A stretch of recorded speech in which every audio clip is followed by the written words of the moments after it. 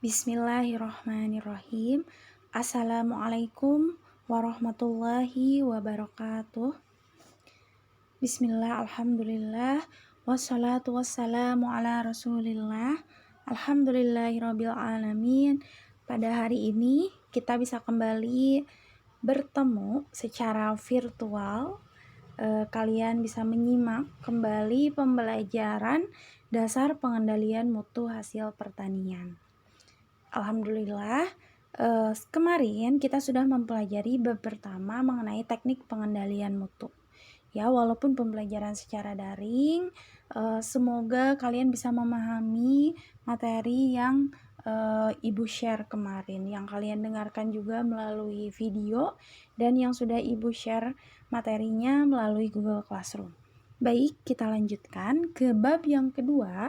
Hari ini kita masuk ke materi mengenai K3, keselamatan dan kesehatan kerja. Sebetulnya dalam satu bab ini kita membahas K3LH, keselamatan dan kesehatan kerja lingkungan hidup. Ya, jadi ada LH-nya. Baik, kita lanjutkan. Nah, sebelum ke definisi K3LH itu apa sih sebetulnya? Kita perhatikan dulu gambar berikut. Nah, di sini terlihat ada seseorang yang memakai pakaian dari dua sisi. Ya, dari sisi sebelah kanan kita bisa perhatikan dan di sebelah kiri. Apa perbedaannya? Coba kalian amati secara detail. Dari atas sampai bawah itu kelihatan jelas perbedaannya. Ya, yang paling atas dari kepala dulu deh kita perhatikan. Nah, di sebelah kanan di sana ada do dan ada don't. Begitu artinya lakukan, dan don't itu jangan dilakukan. Ya, jadi untuk yang sebelah kanan itu apa perbedaannya dengan yang sebelah kiri? Yang sebelah kanan itu rambutnya kelihatan keluar. Jadi mana sih yang betul? Ketika kita menerapkan K3, keselamatan dan kesehatan kerja, rambut tidak boleh terlihat atau terurai. Ya, tetapi harus dimasukkan ke dalam topi. Kenapa? Karena memang selain untuk mengurangi kecelakaan kerja, bisa jadi ada yang kecelakaan kerja karena rambutnya terlilit dan lain sebagainya, tapi memang juga bisa mengotori si produknya ketika rambutnya jatuh. Itu ya. Yang pertama itu rambut, kemudian turun ke bawah. Nah, di bawah dia ini nih, coba kalian perhatikan.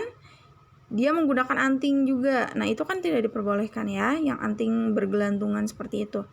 Kemudian bisa kalian amati sampai bawah jika kalian telaah antara mana sih yang menerapkan proses K3 dengan yang tidak, itu sangat terlihat jelas. Di sebelah kiri itu adalah penerapan K3 yang betul ya, menggunakan sepatu, tidak menggunakan sandal jepit. Kemudian menggunakan baju yang rapi, tidak ada yang bolong-bolong.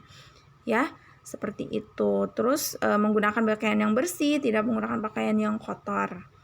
Ya. Kemudian bisa terlihat juga, nah yang salah itu si pocketnya itu tidak ada kontennya ya, artinya tidak ada isinya. Jadi tidak ada saku yang terlihat. Kemudian tidak ada barang-barang yang disimpan di saku itu ya. Nah, ini adalah salah satu penerapan dari K3. Jadi K3 itu adalah keselamatan dan kesehatan kerja. Kenapa kita harus menerapkan keselamatan dan kesehatan kerja?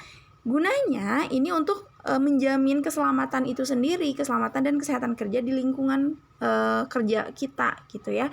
Jadi betapa pentingnya kita menerapkan K3 dalam proses praktikum pun yang kita lakukan nanti di sekolah seperti itu. Nah, ini adalah alat-alat K3 yang biasanya dipakai baik itu di tempat kerja seperti pabrik, kemudian di di tempat praktikum, di laboratorium. Ini adalah contoh-contoh alat lab. Bukan alat lab, mohon maaf. Ini adalah contoh-contoh dari pelindung diri, alat pelindung diri yang harus kita gunakan ketika kita melakukan suatu pekerjaan di pabrik ataupun di lab. Ya, nanti kita akan bahas satu-satu contohnya. Mungkin ada yang kalian sudah pernah lihat, pernah kalian pakai juga atau ya. Nah, ini contoh-contohnya nanti kita bahas. Nah, jenis-jenis alat pelindung diri itu ada bermacam-macam. Yang pertama itu ada alat pelindung kepala, dari atas sampai bawah itu ada pelindungnya. Jadi kita harus gunakan. Ya, ada pelindung kepala, kemudian turun ada pelindung mata dan wajah, kemudian ada pelindung tangan, ada pelindung badan, ada pelindung telinga, ada alat bantu pernafasan, ada sabuk pengaman, dan ada pelindung kaki. Jadi dari atas sampai bawah itu wajib ada pelindung untuk menjamin apa? Menjamin keselamatan dan kesehatan kerjanya. Nah, kita bahas sebetulnya keselamatan kerja itu apa sih? Keselamatan kerja adalah suatu upaya keselamatan pekerja di tempat kerjanya sehingga terhindar dari kecelakaan serta melindungi peralatan dan produksi. Jadi ini ya, tujuan utamanya itu adalah untuk terhindar dari kecelakaan. Ya, jadi biar nggak celaka kita harus menerapkan K3LH. Kemudian kesehatan kerja itu apa sih? Suatu upaya untuk menjaga kesehatan pekerja dan mencegah pencemaran yang dapat membahayakan masyarakat dan lingkungan tempat kerja.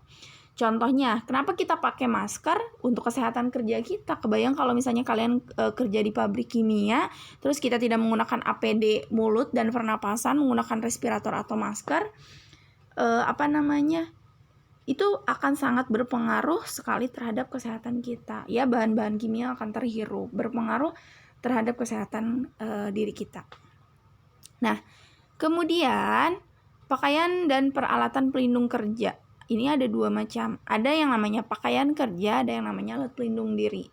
Ya, pakaian kerja itu yang biasa kita pakai khusus untuk kerja, kemudian alat pelindung diri yang kita gunakan untuk melindungi diri kita. Nah, ini pakaian kerja itu ada 3. Yang pertama adalah jaket pelampung, kemudian ada apron, dan ada pakaian kerja. Jaket pelampung digunakan bila akan melakukan aktivitas atau kegiatan di lingkungan dengan bahaya tenggelam. Ya, jadi ini digunakan bagi pekerja-pekerja yang beresiko ketika terjadi kecelakaan itu akan tenggelam. Ya, itu menggunakan jaket pelampung. Kemudian apron digunakan pekerja yang bekerja di tempat produksi. Ini bisa di perusahaan makanan seperti itu. Kemudian ada pakaian kerja digunakan sebagai pakaian kerja pada bengkel umum untuk melindungi diri dari berbagai kotoran dan bahaya kerja. Nah, ini. Kemudian kita masuk, tadi kita sudah bahas tentang pakaian kerja, kita masuk ke alat pelindung diri. Alat pelindung diri yang pertama itu adalah tadi kita dari atas sampai bawah ya.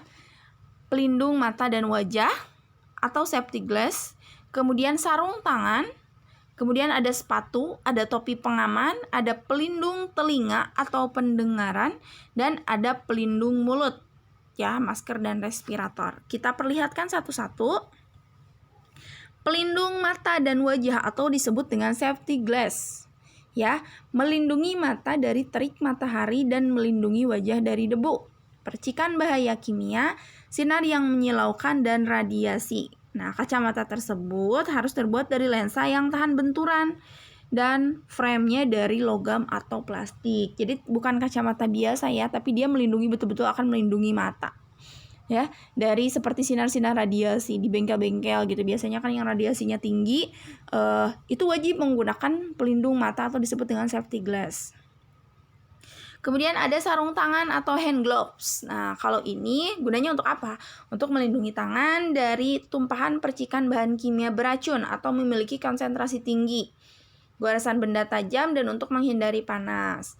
Nah, pilihlah sarung tangan yang terbuat dari karet atau sarung tangan serta asbes tahan panas.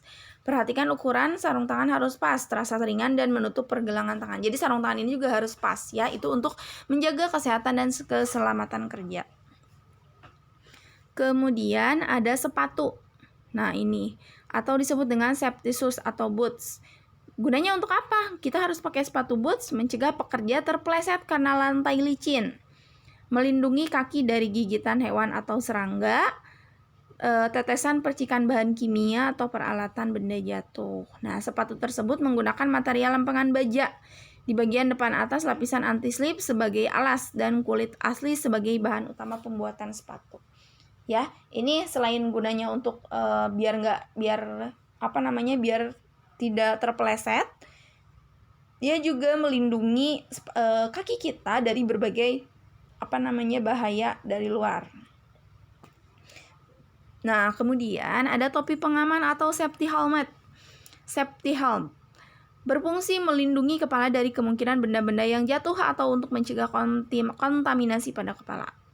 Nah ini ya, ada dua macam, coba kalian lihat, ada dua. Yang pertama itu yang gambar paling atas itu bisa digunakan untuk pekerjaan-pekerjaan yang ringan yang memang resiko kerja ke kepala, kecelakaan kerja pada bagian kepalanya nggak terlalu tinggi gitu ya, contohnya di pabrik makanan gitu.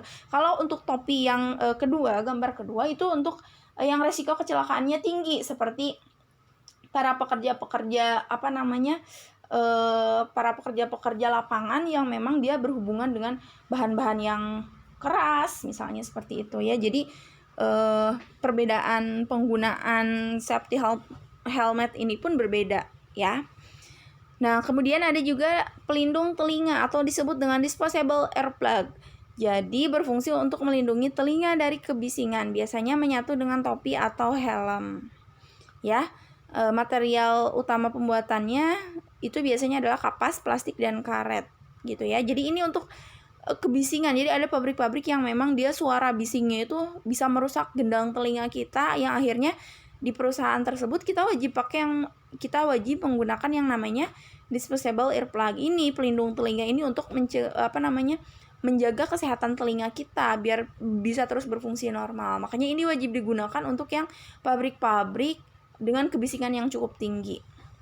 Kemudian ada juga pelindung mulut atau pernapasan. Nah, atau disebut juga masker dan respirator. Masker ini untuk pelindung mulut, respirator ini untuk pelindung pernapasan. Ya, digunakan untuk melindungi mulut dan hidung dari bahan yang berbahaya seperti gas, debu, atau asap pekat yang dapat masuk ke dalam tubuh melalui mulut dan hidung. Masker ini terbuat dari kain. Terdapat dua jenis masker, yaitu masker sekali pakai dan dapat digunakan secara berulang ya. Masker ini penting sekali digunakan apalagi saat ini ya, kita dalam masa pandemi yang memang mewajibkan kita untuk menggunakan masker untuk menjaga kesehatan diri kita, menjaga kesehatan dan keselamatan diri kita ya. Jadi ada masker, ada respirator. Masker ini terbuat dari kain, biasanya kalau respirator itu yang bawah dia untuk melindungi pernafasan kita. Jadi melindungi sistem pernafasan kita, menyaring debu-debu dan lain sebagainya. Nah, kemudian ada face shield. Ini pun yang mungkin sekarang ketika masa pandemi ini viral, kita akan banyak-banyak berlomba menggunakan ini untuk melindungi wajah dan percikan benda asing saat bekerja. Ya, untuk melindungi wajah. Ini pelindung wajah, juga pelindung. Sebenarnya ketika kita menggunakan ini tetap wajib menggunakan masker ya. Karena masker ini kan pelindung mulut. Kalau ini tidak maksimal menutup mulutnya. Kemudian ada safety belt atau safety harness atau sabuk pengaman. Dia berfungsi sebagai pengaman saat bekerja di ketinggian. Ini digunakan ketika kita bekerja di ketinggian. Diwajibkan menggunakan alat ini di ketinggian lebih dari 1,8 meter. Jadi ketika kita bekerja di ketinggian yang tingginya itu sekitar 1,8 meter ke atas, kita wajib menggunakan safety belt. Ini wajib sekali. Perusahaan wajib menjamin adanya safety belt ketika kita bekerja di ketinggian itu ya. Kemudian ada pelampung, digunakan sebagai kelengkapan kapal untuk membantu agar orang tidak tenggelam saat kecelakaan di air ya. Jadi ini untuk yang bekerja di air. Nah, tadi kita bahas tentang tentang alat-alat pelindung diri dan pakaian kerja. Kemudian kita bahas nih, ada kenapa kita harus menggunakan pakaian kerja dan APD. Tadi sih APD itu singkatan dari alat pelindung diri ya. Kenapa kita harus pakai APD? Coba dijawab, kenapa kita harus pakai APD? Ya, untuk melindungi diri kita ya. Untuk melindungi kita dari apa? Dari bahaya. Kita bahas bahayanya sekarang, jenis bahaya dan kecelakaan di lab ya. Karena kita akan nanti banyak bekerja di lab, kalian akan banyak praktik di lab. Kita analisis nih, jenis bahaya apa aja sih yang bisa terjadi di lab. Yang pertama, keracunan ya. Setelah keracunan kemudian iritasi, kemudian ada luka bakar, sengatan listrik, radiasi, dan kebakaran pada kulit. Ini adalah sebagian bahaya-bahaya yang bisa terjadi di laboratorium ya. Selebihnya masih ada beberapa kecelakaan yang mungkin kalian juga pernah lihat, kecelakaan kerja, atau mungkin kalian pernah melihat berita misalnya di suatu pabrik ada kecelakaan kerja yang tergiling tangannya dan lain sebagainya ya. Jadi itu kenapa kita harus menggunakan APD untuk mencegah kecelakaan kerja. Nah, cara mengurangi potensi timbulnya bahaya selama praktikum apa sih? Yang pertama, menjaga kebersihan ruangan praktikum seperti mencuci alat setelah digunakan, mengeringkan lantai yang bersih biar tidak terpeleset. Kemudian menjauh dari peralatan yang sedang beroperasi. Jika memungkinkan gunakan pengendali jarak jauh. Jadi ketika kita jangan dekat-dekat sama alat yang lagi operasi. Kalau dia misalnya lagi berputar si mesin, kita jangan deketin, ya. Atau lebih bagus kita menggunakan remote control. Sekarang sudah modern sekali menggunakan mesin, kita cuma cukup pakai remote. Kemudian menghindari penggunaan bahan kimia berbahaya atau bersifat toksik atau racun. Kemudian mereduksi penggunaan bahan kimia berbahaya, menggunakan monitor elektronik sebagai pengganti pengamatan agar retina mata tidak rusak. Ya, jadi menggunakan monitor elektronik. Jadi sekarang ada monitor elektronik yang bisa mengamati langsung tanpa harus menggunakan mata kita. Kemudian mengampanyekan program K3, menegakkan sanksi jika ada yang sengaja melanggar tata tertib. Makanya itu gunanya tata tertib itu untuk apa? Untuk menjaga kita dari bahaya atau agar kita tetap selamat dan sehat di lingkungan kerja. Kemudian menjaga sirkulasi udara melalui ventilasi atau memasang exhaust fan. Nah, itu tadi kita bahas tentang K3, kita masuk ke ranah lingkungan hidup. Nah, apa sih hubungan K3 dengan lingkungan hidup? Pelaksanaan K3 di industri diharapkan dapat mengurangi resiko pencemaran lingkungan. Jadi tadi ya kita bahas K3, kesehatan dan keselamatan kerja. Selain untuk diri kita, itu juga berpengaruh sekali terhadap lingkungan hidup kita. Ya, menerapkan K3 ini dapat melindungi lingkungan hidup, meningkatkan loyalitas dan kepuasan pelanggan, serta membantu sistem manajemen yang efektif. Nah, penerapan konsep lingkungan hidup ini ada pada ISO 14001. Ya, yang isinya adalah standar internasional yang menentukan persyaratan pendekatan manajemen untuk peningkatan lingkungan hidup. Ya, jadi industri ini harus berusaha menerapkan peraturan di bidang lingkungan, pencegahan pencemaran. Jadi sebisa mungkin meminimalisir pencemaran lingkungan hidup. Nah, penerapan konsep 5R ini adalah, mungkin kalian pernah dengar, ya, ada 5R, ada yang masih ingat ketika SMP, mungkin kalian belajar K3LH, kemudian kalian belajar PLH, pendidikan lingkungan hidup. Nah, di sini Ibu perlihatkan contohnya sayuran yang dibungkus atau diwadahi oleh plastik yang bisa digunakan berulang. Bukan plastik, oleh tas yang bisa digunakan berulang, ya, atau goodie bag kalian dengarnya. Jadi ini salah satu penerapan 5R, ya, penggunaan kembali si tas untuk wadah-wadah belanjaan yang kita beli di pasar. Nah, 5R itu apa sih? Yang R yang pertama adalah reduce, kemudian reuse, recycle, replace, dan replant. Reduce itu artinya mengurangi, reuse itu menggunakan kembali, recycle mendaur ulang, replace mengganti, dan replant itu menanam kembali. Nah, contoh reduce itu apa? Mengurangi penggunaan kantong plastik dengan membawa tas sendiri dari rumah. Itu contoh dari reduce. Kemudian membeli kemasan dalam ukuran besar sekaligus, selain lebih murah juga mengurangi sampah. Ya, jadi mengurangi ini sebisa mungkin kita mengurangi penggunaan plastik dan sebagainya. Ya, karena itu memang betul-betul mencemari lingkungan sekali. Kemudian mengurangi penggunaan popok kertas dan beralih kepada popok kain. Ini contoh penggunaan reduce, ya, penerapan reduce. Kemudian contoh reuse, menggunakan kertas di kedua sisi. Iya, betul. Jadi ketika kalian menggunakan buku, gunakan sisi depan dan belakangnya. Jangan dihelet-helet, ya, istilah Sundanya, dilewat-lewat. Kemudian menggunakan barang-barang yang sudah tidak dipakai, ini untuk orang-orang yang membutuhkan. Seperti misalnya kita punya pakaian yang banyak nih, yang gak kepake, ya kita, tapi yang masih layak pakai, kita bisa donasikan untuk orang lain, ya.